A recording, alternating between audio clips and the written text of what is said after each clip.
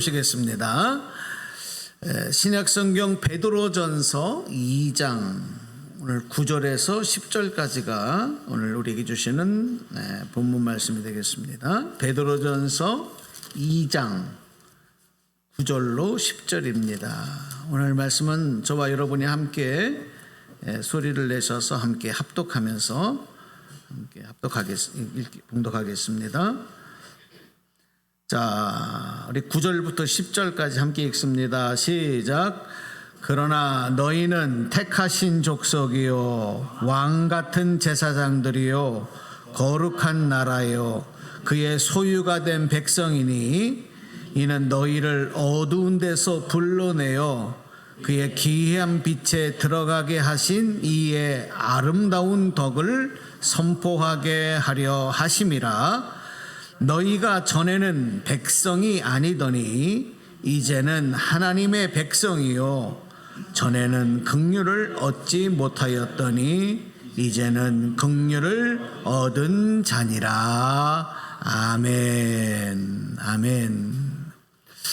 네, 오늘은 예배자, 구별함을 받은 예배자, 우리가 신앙생활하는 동안에 예배가 우리에게 있어서 얼마나 소중하고 얼마나 귀한 축복인지를 우리가 먼저 깨닫는 것만이 아니라 예배자의 삶으로 우리가 하나님의 품에 안기는 그 순간까지 그 예배자의 사명을 감당함이 왜 우리에게 축복이고 은혜인가, 왜 중요한가 라고 하는 것에 대해서 오늘 말씀을 통해서 같이 은혜를 받으려고 합니다. 오늘 이미순 권사님이 댁에서 그냥 오늘은 예배를 드리시 기도하시라 그랬더니 구순의 날에 계단 올라오는 게 너무 위험해서 우리 남 권사님하고 임 권사님은 지금 집에서 오늘 계시라 그랬는데 오셨어요. 우리 한번 박수 한번 해주시겠어요? 아이고 참. 너무 예배가 이거 오늘 설교 끝났네. 우리 이 권사님만 봐도 오늘 설교 끝났어. 우리 남 권사님도 오늘 97세 되신 우리 권사님도 그냥 교회 오시겠다고 그러는데 암만 생각해도 이 계단을 올라 내리시는 게 너무 위험해서 평지는 붙들어드리고 가는데 너무 안 될 것 같아서 오늘 아침에 또 권사님 오늘 한 주간은 그냥 집에서 기도하고 계시는 게 하나님께도 모두에게도 더 큰 은혜가 될 것 같아요. 그랬더니 목사님 말씀이니까 순종할게요. 그러고 계셨는데 우리 이미순 권사님한테도 전화를 드렸거든요. 근데 끝내 오셨어. 놀래서 제가 깜짝 놀랐잖아. 은혜 받다가 찬양 은혜 받다가 깜짝 놀랐잖아요. 어쨌든 감사하고요. 그래도 오늘 우리에게 건강 주셔서 이렇게 사실은 예전에는 4층 5층 그냥 훌훌 날아다녔는데 어때 올라와 보시니까 어떠세요? 숨도 차고 힘드시죠? 예? 이 정도야 하는 분들은 아직 젊으시고 우리 도연이는 펄펄펄 날아다니고 우리 도연이는 저 엘리베이터 타고 가도 쟤는 학원 끝나고 계단으로 그냥 뛰어 내려가요. 이게 젊음이지. 젊다는 증거지. 근데 모든 분들이 아마 다 조금 힘들다 하는 걸 느끼셨을 거예요. 그러니까 평소에 운동도 좀 더 많이 하시고 또 감사한 거 우리 최은재 집사님 그동안에 열심히 이렇게 몸이 불편하신 가운데도 계단 오르는 내리고 연습하시니까 4층까지 너끈하게 올라오셨잖아요. 이제 내려갈 때만 붙잡아 드리면 할렐루야. 그래서 우리 건강 주셔야 예배 사명 감당하는 거예요. 그래서 오늘 설교하기 전에 그냥 제가 다 은혜가 됐습니다. 자, 그래도 말씀 전해야 되겠죠. 오늘은 은혜 나눔 시간이 다음 주로 좀 연계해서 청년부와 같이 하려고 해서 좀 우리 식사의 시간이 있어서 저도 조금 여유 있게 말씀을 좀 나눌게요. 얼마 전에 제가 이제 대형마트에 좀 살 게 있어서 갔는데 야채 코너를 지는데 사람들이 너무 많이 모여 있는 거예요. 그래서 호기심이 생겨서 뭐가 이렇게 사람들이 많지 하고 가봤더니 수박을 산더미 같이 싸놨는데 정말 얼마나 수박이 크고 실한지 그래서 왜 이렇게 사람들이 많이 모여 있나 하고 봤더니 그 수박을 고르는 거예요. 그 수박은 그 수박을 좀 더 맛있는 수박을 고르느라고 사람들이 그렇게 모여 있더라고요. 갑자기 내가 조금 있다가 우리 후배 목사님 교회 방문하기로 돼 있었는데 잘됐다. 이거 한 통 사다 줘야 되겠다. 그래가지고 저도 이제 수박을 좀 고르려고 이렇게 하는데 이게 도대체 어떤 게 달고 맛있는 건지 아닌지를 도통 알 수가 없는 거예요. 그래서 그래도 시장에 이렇게 상품으로 나온 거는 어느 정도 당도가 선별된 거니까 믿고 사자. 그러면 기준은 뭐냐? 뭐 꼭지가 뭐 어떤 거, 뭐 뒤에가 뭐 어떤 거, 막 이런 기준이 있는데 그냥 제일 크고 싱싱해 보이는 걸로 사자. 그래가지고 그걸 샀어요. 사가지고 이제 주면서도 마음에 조금 의심이 생기는 거예요. 이거 이렇게 샀는데 혹시 그냥 달지 않은 물수박, 맛없는 수박이면 어떡할까 하는 걱정에 살짝 들면서 그래도 맛있게 드시라고 이렇게 갖다가 드렸습니다. 여러분, 제가 똑같은 수박을 가격도 똑같고 뭐 크기도 비슷한 수박을 사면서도 왜 이렇게 살짝 의심과 불안함이 있었겠어요? 그 속이 진짜 닿는 수박인지 달지 않은 수박인지를 제가 먹어보지 않았기 때문에, 겉만 보고 샀기 때문에, 그죠? 제 마음에는 확실함이 없었던 거예요. 여러분, 수박만 고르기 어려운 게 아니잖아요. 사람은, 우리 이건 너무 잘 아는 속담인데, 10길 물 속은 알아도 한 길 사람 속은 모른다. 이 무슨 말이에요? 정말 사람은 겉만 보고는 모른다는 거 아니겠습니까? 겉만 보고는 그 사람이 어떤 사람인지를 정확하게 우리가 구별하기가 어려워요. 그러다 보니까 사람에게 속기도 하고, 여러분 사람에게 속아본 적 없어요? 사람에게 속기도 하고 또 믿었던 사람에게 실망하기도 하고, 이 사람은 그럴 줄 몰랐어. 그런데 그 사람이 날 실망시키는 거예요. 사기를 당하기도 하고, 그래서 금전적으로 큰 어려움을 겪기도 하고, 그래서 큰 손해를 보는 경우도 많이 있습니다. 왜 그래요? 이 사람이 정말 좋은 사람인지 나쁜 사람인지를 구별할 능력이 나에게 없었기 때문에 그런 거예요. 그래도 이 땅에 존재하는 많은 생명체들 중에서 인간은 가장 고등 동물이기 때문에 현미경을 가지고 자그마한 세균까지도 현미경으로 들여다보면서 구별하는 능력을 가지고 있는 존재가 인간 아니겠습니까? 그렇죠? 그런데도 대체적으로는 우리가 눈에 보이는 것 가지고 우리가 구별하는 경우가 많아요. 이게 옳다, 그르다, 또 다르다, 같다. 그러니까 어떤 사람은 비싼 돈을 주고 명품이라 그래서 속아서 샀는데 알고 보니까 이게 짝퉁이야, 짝퉁. 그거 왜 그래요? 너무 똑같이 만들어 놓으니까 겉만 보고 사가지고 속은 거예요. 이게 가장 어리석은, 그 다름을 구별하는데 어리석고 부족한 존재가 또 인간이다, 이렇게 말해도 틀리지 않을 거예요. 하지만 여러분, 우리 하나님은 이 다름을 구별하시는 데 있어서는 아주 완전한 능력을 갖고 계신 분이에요. 여러분도 그렇게 믿으시면 한번 아멘 하시죠. 우리 하나님은 실수가 없어요. 다른 것을 구별하시는 능력, 눈에 보이지 않는 그 속까지 들여다보시면서 정확하게 구별하시는 능력만큼은 우리 하나님이 최고인 거예요. 그래서 성경에 보면 이런 말씀이 있어요. 마지막 때가 되면 하나님이 심판장이 되셔서 그 능력, 그 다름을 구별하는 그 능력을 가지시고 마지막 때에 심판하시는데, 그 심판대에서 예수님이 그렇게 말씀하세요. 추수꾼이 추수 때에 알곡과 가라지를 구별해서 알곡은 곡간에 들이고 가라지는 불에 던져 태운다라고 하는 그 비유를 말씀하시면서 마치 그것처럼 심판장 되시는 하나님이 의인과 악인을 정확하게 구별하신다는 거예요. 그래서 그의 합당한 상과 벌을 내리신다. 이런 내용이 성경에 기록되고 있는 거예요.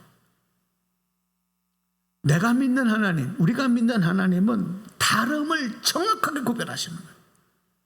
하나님은 결코 속일 수가 없어요. 그래서 성경에 보면 하나님의 눈을 한번 따라서 해주실까요? 불꽃 같은 눈. 다시 어떤 눈이요? 불꽃 같은 눈. 하나님의 눈은 불과 같이 불꽃 같은 눈으로 우리의 심령을 들여다보신다 그랬어요. 여러분, 내가 나를 잘 아는 것 같아도 사실 나에 대해서 제일 모르는 사람이 나예요.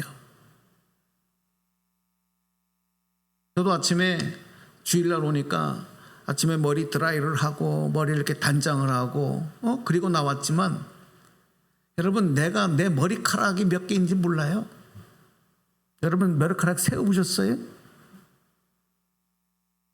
내가 내 몸에 붙어있는 머리카락이 몇 개인지 모르지만 성경에 보니까 우리 하나님은 머리카락 하나하나까지 세시는 그 섬세함으로 나를 지켜보시고 나를 아신다는 거예요. 아멘. 그래서 나보다 나를 더 잘 아시는 분이 누구냐? 하나님이신 거예요. 그러니까 하나님은 우리의 겉만 보시는 것이 아니라 내 마음의 생각과 내 마음의 비밀까지도, 그러니까 마음속 저 깊은 곳에 있는 것과 내 생각까지도 우리 하나님은 불꽃 같은 눈으로 다 들여다보신다. 그래서 여러분, 하나님 앞에서는 하나님은 결코 속일 수 없어요. 하나님은 절대 속지 않으세요.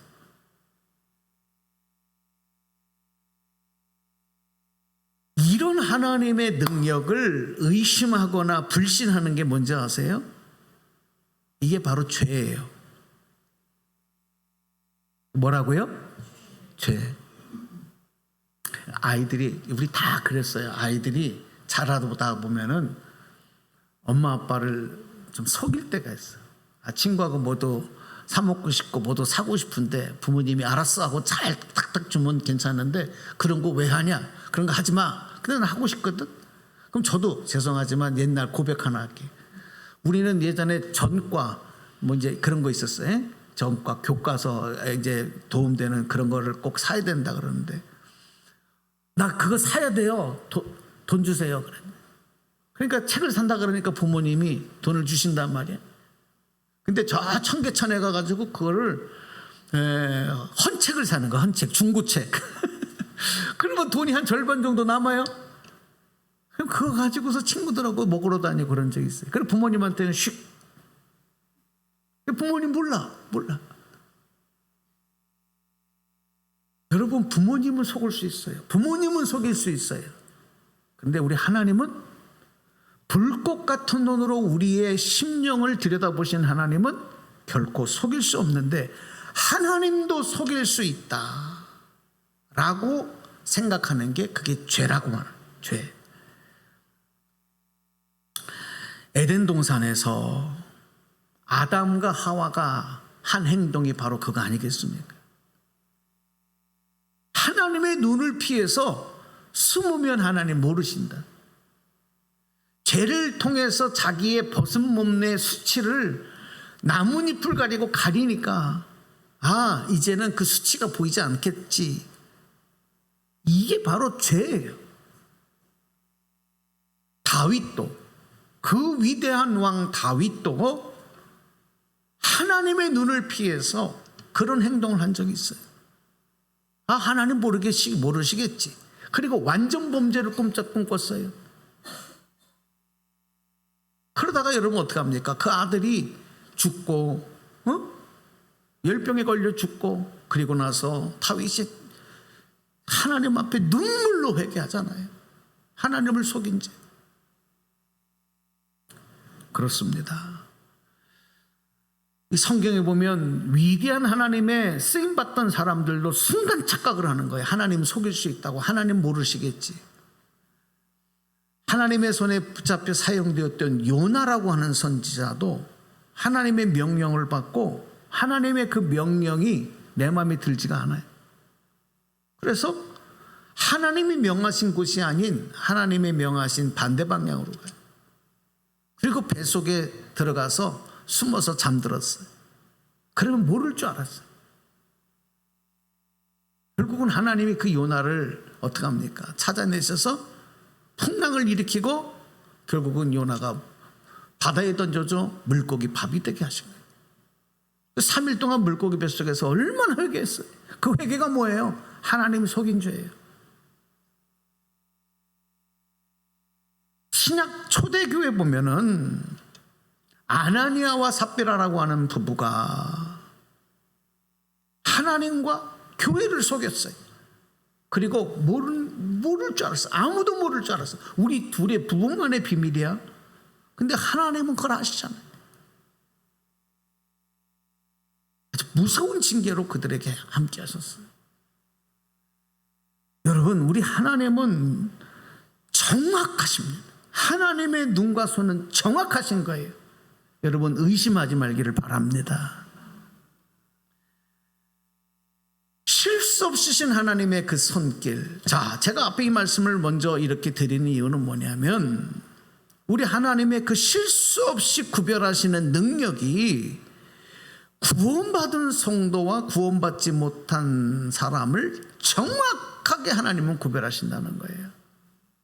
우리 눈에는 세상에 나가 살아가 보면 저 사람이 예수 믿는 사람인지 믿지 않는 사람인지, 아우 착한 사람이면 저 사람 좋은 사람, 양심 있는 사람이고 도덕적으로 예의가 바른 사람이면 저 사람 괜찮은 사람, 이렇게 생각을 하지만 어떻게 저 사람이 예수 참 믿는 사람인지 아닌지 구별하기가 어려워. 말하지 않으면 어려운 거예요. 우리 눈에는 다 똑같이 보일 수 있습니다. 그러나 하나님은 정확하게 이 사람이 구원받은 자인가 구원받지 않은 자인가를 구별해내시는 거예요. 바라기는 여러분, 저와 여러분이 하나님 보시기에 하나님의 눈에 하나님의 판단에 인정받는 구원받은 성도들 되시기를 주님의 이름으로 축원합니다. 할렐루야. 안디옥이라고 하는 도시에서 바울과 바나바가 함께 공동 목회를 했어요. 1년 동안. 그러면서 이 안디옥 도시에 있는 성도들을 전도해서 그들을 말씀으로 잘 1년 동안 양육을 했습니다. 그랬더니 이 성도들이 변화가 됐어요. 변화가 됐어요. 그 변화가 된 증거가 뭐냐면 이 안디옥 도시에 나가서 이 변화된 성도들이 살아가는 그 모습을 보면서 믿지 않는 다른 안디옥 도시 사람들이 그 성도들을 가리켜서 뭐라고 부르기 시작하냐면, 따라서 한번 합시다. 그리스도인. 다시 그리스도인.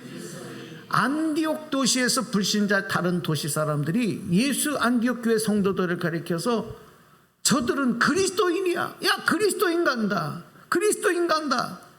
여러분, 이 그리스도인이라고 하는 말이 그래서 안디옥 도시에서 처음 시작된 말이에요. 지금까지도 그래서 우리 예수 믿고 구원받은 성도들을 그리스도인이라고 부르는 거예요. 자, 옆에 계신 분에게 이렇게 한번 우리 인사하시죠. 당신은 그리스도인이십니다. 시작. 다시요. 당신은 그리스도인이십니다. 이 말은 무슨 얘기? 무슨 그리스도인이라는 게 뭐예요? 그리스도인.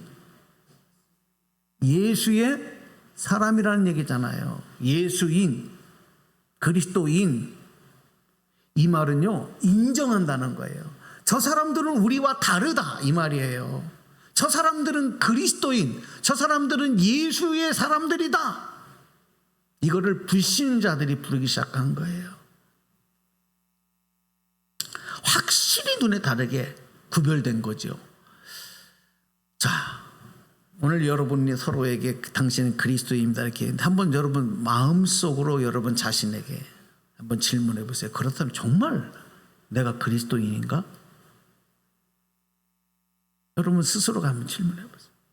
나는 정말 그리스도인인가? 그리스도인이라고 불리우기에 합당한가? 나는 그렇게 말하고 그렇게 행동하고 그렇게 살아가고 있는가? 한번 질문해 보세요. 교회에서는 일반적으로 우리 교회에 출석해서 예배드리는 사람들을 모두 가리켜서 공통적으로 성도라고 불러요. 성도님 그렇게 불러요. 이 성도라고 하는 말의 뜻은 거룩한 무리다, 이런 뜻이에요. 한자로, 한문으로 거룩한 무리다. 자, 여러분, 이 거룩이라는 단어 한번 집중해 보세요. 거룩이라고 하는 단어가 품는 뜻은 뭐냐면, 거룩이라는 단어에는 구별이라고 하는 그런 의미를 포함하고 있는 단어가 거룩이에요. 다르다는 거예요. 속된 것과 다르다는 거예요. 그러므로 성도는 믿지 않는 불신자들과 구별되는 뭐가 있어야 되느냐? 거룩함이 있어야 되는 거예요. 성도에게는. 그래서 여러분, 성도의 성자가 거룩할 성자 아니겠어요? 거룩함이 있어야 돼요. 그래야 구별되는 거예요. 그냥 교회에 와서 예배만 드린다, 그냥 교회에 출석하고 신앙생활만 한다, 그래서 진짜 성도가 아니라 구별되어지는 거룩함이 내 안에 있어야 된다는 거예요. 그 거룩함이 성도의 생각과 마음이 되어야 되는 것이고, 그 거룩함이 성도의 말과 행동과 삶의 목적과 삶의 내용이 되어야 되는 거예요. 뭐가? 거룩함이. 오늘 내 안에 내 삶에 거룩함이 있냐? 죄송하지만 거룩함이 없다면 여러분 구별되지 않아요. 알곡과 가라지가 같은 밭을 자랄 때 구별하기 어려운 것처럼 차이가 나지 않는 거예요. 거룩함이 실종되진 않았나? 이거 우리 진단해야 합니다. 거룩함이 실종되었다고 한다면, 죄송하지만 몸은 교회에 나와 있어도 내 삶의 목표와 방법과 살아가는 내용은 믿지 않는 불신자들과 다르지 않습니다. 거룩함이 실종의 문제예요.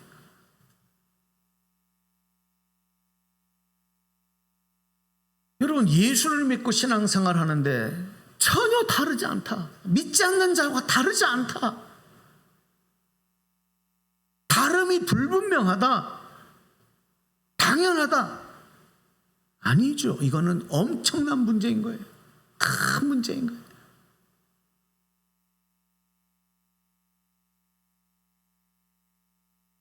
그 문제를 다른 데서 찾으려고 하면 안 돼요. 다른 사람을 탓할 필요도 없어요. 환경을 탓할 필요도 없어요. 그 문제는 내 안에서 거룩함이 실종된 거예요. 이 문제가 왜 심각하냐면, 이 거룩함의 실종의 문제는 마치 사람 몸에 암세포가 생겨서 그 암세포가 자라나, 결국은 그 암세포가 그 사람을 죽이잖아요. 죽게 만들잖아요. 마찬가지로 거룩함의 실종은 우리의 영혼을 죽게 만드는 거예요. 그래서 큰 문제라는 거예요. 오늘 본문 말씀에서 베드로 사도가 우리 성도들을 가리켜서 뭐라고 설명을 하느냐? 우리 성도들을, 너희는 하나님께 택함을 받은 족속이다, 민족이다. 오늘 9절에 그렇게 말씀하잖아요. 너희들은 구별된 신분을 갖고 있는 자들이다. 너희들은 하나님의 소유가 된 백성이다. 이렇게 설명을 합니다. 이 말은 뭐냐? 다르다는 거예요. 믿지 않는 세상 사람들과 너희는 분명히 구별되어지고 다른 존재, 거룩함이 있는 존재다라는 그런 의미인 것입니다. 그렇기 때문에 살아가는 내용도 살아가는 모습도 달라야 된다. 자, 이제 오늘 말씀의 이제 핵심입니다. 성도의 거룩함과 다름은 가장 확실하게 무엇을 통해서 드러 나타나고 알 수 있느냐? 바로 예배입니다. 오늘 여러분이 세상에 믿지 않는 사람과 지금 구별되는 가장 확실한 그 기준과 증거는 오늘 여러분이 예배자로 이 자리에 있다는 것입니다. 할렐루야. 이게 다른 거예요. 이 하나만 가지고 구별이 된다는 거예요. 그래서 그리스도인 된 성도에게 가장 중요하고 의미고 가치 있는 삶에서의 가장 중요한 가치 있는 게 바로 예배의 삶이다. 예배의 삶. 저는요, 예배 드리는 예배의 삶이 여러분의 삶의 일부분이 되면 안 된다고 생각해요. 이거는 절대 우선순위를 갖고 있어야 되는 거예요.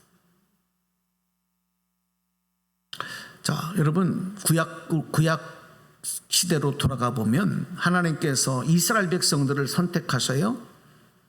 모든 민족 중에서 이스라엘 히브리 민족을 선택하셔서 내가 너희들을 가장 거룩한 신분으로, 그 뭐냐? 하나님의 백성 되는 거죠.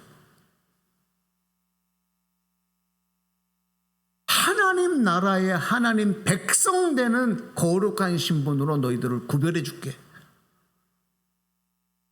그리고 그 거룩한 백성 중에서도 거룩한 옷을 입고 구별된 옷을 입고 다른 백성들과 다른 일을 하면서 살아가도록 특별하고 더 거룩한 신분으로 구별한 사람들이 누구냐? 한번 따라서 합시다. 제사장이에요. 제사장. 그러니까 제사장은 어떤 사람인지 우리 다 알잖아요. 백성들을 대신해서 하나님께 드리는 제사를 집례하는 일, 성전에 관계된 제사에 관계된 일을 하는 사람들, 레위인 중에서도 이 제사장들이 나오는 거예요. 아론의 후손 중에 구별되는 거예요. 그 제사장은요, 입는 옷이 달라요. 살아가는 방법과 내용이 달라요. 먹는 것도 자기가 일을 해서 그걸 먹는 게 아니라 백성들이 하나님 앞에 가지고 나온 것 중에 일부를 가지고 먹고 살게 만드셨어요. 그러니까 달라요. 일반 사람하고 다른 거예요. 구별한 거예요. 사회적인 대우도 달랐고, 그래서 그들의 영적 권위도 다르기 때문에 백성들이 그 앞에 머리를 숙이고 존경을 표한 거예요. 그 이유는 하나입니다. 하나님 앞에 드리는 제사를 제사장만이 집례할 수 있는 거예요. 그리고요, 이스라엘 백성들은 속죄일이라고 있습니다. 이 속죄일은 1년에 한 번씩 제사장 중에서도 대표적인 대제사장이 성전의 성막에 들어가서 지성소라고 하는 곳에 들어가서 백성들의 모든 죄를 위해서 하나님께 죄를 비는 속죄 제사를 1년에 한 번씩 드려요. 그 일을 대제사장이 목숨을 걸고 감당하는 거예요. 대제사장도 여기에 불결함이 들어가면 그 자리에서 즉사당하고 죽어요. 제사장의 권위, 제사장의 구별은 하나님 앞에 거룩한 제사를 집례한다는 것. 그러면 여러분, 베드로 사도가 오늘 우리 성도들을 가리켜서 한번 따라서 해주십시오. 왕 같은 제사장. 저희들을 왕 같은 제사장이라고 그러는 거예요. 누구 같은? 왕 같은 제사장. 이 말은 뭐냐면 하나님께서 특별하게 높은 신분으로 구별해 주신 거룩한 신분, 무엇을 위해서 왕 같은 제사장으로 우리를 구별하셨느냐? 바로 예배입니다. 예배를 위해서 우리를 구별하신 거예요. 그래서 왕은 높은 사람이잖아요. 존귀한 사람이잖아요. 그 높고 존귀한 왕 같은 사명을 우리가 받았다. 그래서 성도들을 가리켜서 왕 같은 제사장. 우리 다시 성경 말씀, 아까 읽은 말씀 한 번 더 읽겠습니다. 9절 시작. 그러나 너희는 택하신 족속이요 왕 같은 제사장들이요 거룩한 나라요 그의 소유가 된 백성이니 이는 너희를 어두운 데서 불러내어 그의 기이한 빛에 들어가게 하신 이의 아름다운 덕을 선포하게 하려 하심이라. 아멘. 아멘. 그래서 여러분, 그리스도인 된 구원받은 저와 여러분은 하나님의 백성이 된 거예요. 내가 하나님 백성 된 게 아니라 하나님이 나를 하나님의 백성, 거룩한 백성, 하나님의 자녀로 삼아주신 거예요. 이게 은혜예요. 이게 우리에게는 감사예요. 아멘. 그래서 우리는 이런 감사와 은혜를 가지고 하나님 앞에 예배 드리는 삶을 살아가는 거죠. 그러니까 예배가 나의 선택이 아니라 나에게 주어진 사명이고 의무가 되는 거예요. 하나님은 오늘도 불꽃 같은 눈으로 지켜보시는 게 뭐냐? 우리 예배의 삶을 보시는 거예요. 여러분의 예배의 삶을 중요하게 보신다니까요. 여러분 절대로 예배와 다른 세상의 것을 비교하지 말고 바꾸지 마시기 바랍니다. 예배에 목숨을 걸고 예배에 절대 가치를 두시고 살아가시기를 주님의 이름으로 축복합니다. 이게 하나님께 인정받고 축복받는 비결인 거예요. 다른 것과 여러분 비교될 수 있는 게, 세상에는 예배와 비교될 수 있는 게 하나도 존재하지 않습니다. 이걸 착각하면 안 됩니다. 왜냐하면 예배는 하나님의 거룩함에 참여하는 행위이기 때문에. 예배 말고 그 어떤 것으로 이것을 할 수 있어요? 죄인된 인간이 어떻게 하나님의 거룩함에 참여할 수가 있어요? 예배 외에는 불가능한 거예요. 그래서 예배는 하나님의 이 거룩함의 은혜를 덧입고 이 거룩함을 회복하는 일이고, 왜? 우리가 세상의 죄악 속에 속된 세상 속에 살아가기 때문에 하나님 앞에 나와 이 거룩함을 다시 회복해 나가는 과정이고, 또 그리고 이 하나님의 거룩함에 참여하는 가장 복되고 의미 있는 일이다. 어떤 핍박과 어떤 어려움 속에서도 여러분 예배를 포기하지 않는, 여러분 우리의 믿음의 선조들 중에는 정말로 예배 때문에 자기 인생과 자기의 목숨, 생명을 건 사람들이 있어요. 예배를 지키기 위해서, 예배 삶을 위해서 자기 생명과 바꾼 거예요. 그들을 우리는 순교자라고 말합니다. 그 순교자에 흐르는 그 피에 오늘 이 나라가 이렇게 하나님의 복을 받고, 오늘 우리가 이렇게 축복 속에서 하나님께 예배드리며 신앙생활 할 수 있는 거예요. 할렐루야. 예배는 아무나 드릴 수 있는 거라고 생각하지 마세요. 그렇죠. 누구나 다 교회 오면 예배 드릴 수 있죠. 하지만 영적으로 보면 아무나 예배 드릴 수 있는 건 아니에요. 그 드리는 예배를 하나님이 받으셔야 그게 진정한 예배잖아요. 하나님께서 기뻐하시고 원하시는 예배는 어떤 예배냐? 영과 진리로 드리는 예배라 그랬어요. 영과 진리로 드리는 예배.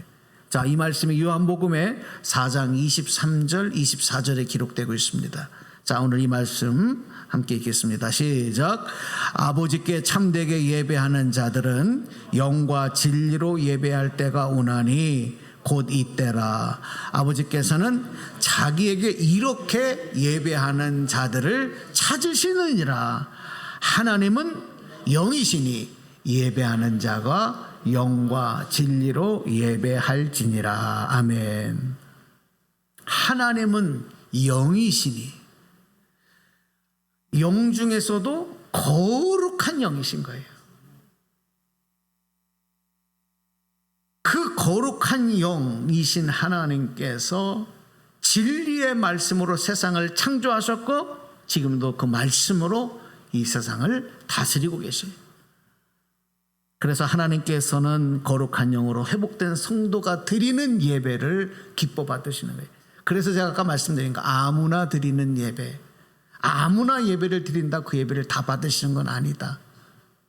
거룩한 영으로 회복된 자가 드리는 예배, 구원받은 자가 드리는 예배를 하나님은 기뻐 받으시고, 그런 예배를 드리는 자들을 지금도 찾고 계신다. 할렐루야. 오늘 그 주인공이 저와 여러분 되고, 오늘 우리 교회에서 드리는 예배가 그런 예배 되기를 주님의 이름으로 축원합니다. 오늘 말씀을 이제 맺어드릴게요. 내 삶에서 예배가 자꾸 뒤로 밀려납니까? 예배의 중요함이 점점 그 무게가 여러분 가벼워집니까? 예배가 피곤합니까? 예배가 불편해지고 있습니까? 예배가 내 삶을 방해한다고, 나의 유익을 잃어버린다라고 하는 착각에 자꾸 빠져가지는 않습니까? 여러분의 삶에서 예배가 우선순위가 되기를 축복합니다. 예배를 드릴 때는 감사와 정성을 다해서 왕같은 제사장의 사명을 가지고 감당할 때 그 하나님의 약속하신 축복이 강같이 바다같이 임하는 거예요. 여러분 정말 축복받고 싶으십니까? 예배만 잘 드려도 축복받습니다. 할렐루야. 예배만 잘 드리면 신앙생활에 성공하는 거예요. 그만큼 예배가 중요하다는 말씀이에요. 이스라엘 역사 속에서 보면 하나님 택함받은 백성들이 영적으로 타락할 때 어디에 문제가 생겼는지 아십니까? 하나님께 드리는 제사에 문제가 생겼어요. 제사장들이 그 제사를 가볍게 여겼어요. 백성들이 하나님께 생명을 걸고 제사 드리지 않았어요. 그 결과 뭐예요? 우상을 섬기고 다른 신을 섬기고, 그래서 축복받는 길이 아니라 망하는 길로 갔어요. 예배가 무너지면 그 나라는 망합니다. 그 가문은 망합니다. 지금은 아닌 것 같지만 여러분 인류의 역사를 보십시오. 예배가 망한 그 나라는, 그 시대는 여러분 역사 속에 사라지고 맙니다. 결국 예배가 축복이고 예배가 생명인 거예요. 예배를 잘못 하나님께 무시하다가, 예배를 가볍게 여기다가 저주받고 하나님께 큰 징계를 받은 대표적인 사람이 바로 사울왕 같은 사람이에요. 엘리 대제사장의 두 아들인 홈리와 비나스 같은 사람. 그 축복의 신분을 얻고도 예배를 무시하다가, 제사를 무시하다가 그 가문이 몰락을 당하지 않습니까? 오늘 여러분 우리가 이렇게 예배 드릴 수 있으면 얼마나 큰 축복인지, 왕 같은 제사장으로 우리를 구별해내시고 오늘 예배의 사명으로 그 사명을 감당케 하신 여러분들, 기쁨으로 감사로 이 예배의 삶을 잘 감당하실 때 하나님께서 여러분들을 알곡으로 구별하셔서 하나님의 더 큰 축복 가운데 하나님의 약속을 이루는 그런 가문으로, 그런 인생으로 하나님께서 더 높여 축복하신다는 것 믿고, 오늘 이 말씀 꼭 여러분 신앙생활에 꼭 기억하시고, 그리고 실천되어지는 구별함을 받은 예배자 다 되시기를 주님의 이름으로 축복합니다. 예. 자, 오늘 결단하면서 우리 얼마 전까지 예배 찬송으로 불렀던 나는 예배자입니다. 우리 한번 찬양하고 결단하겠습니다. 나는 하나님을 예배하는 예배자입니다. 내가 서 있는 곳 어디서나 하나님을 예배합니다. 내 영혼 거룩한 은혜를 향하여, 내 마음 완전한 하나님 향하여 하나님을 예배합니다. 결단합시다. 나는 하나님을 예배하는 예배자입니다. 내가 서 있는 곳 어디서나, 내가 내가 서 있는 어디서나 하나님을 예배합니다. 내 영혼 거룩하 내 영혼 거룩하 은혜를 향하여 내 마음 완전한 하나님 향하여 이곳에서 바로 이 시간 하나님을 예배하 내 영혼 거룩한 은혜를 향하여 내 영혼 거룩한 은혜를 향하여 내 마음 완전한 하나님 향하여 이곳에서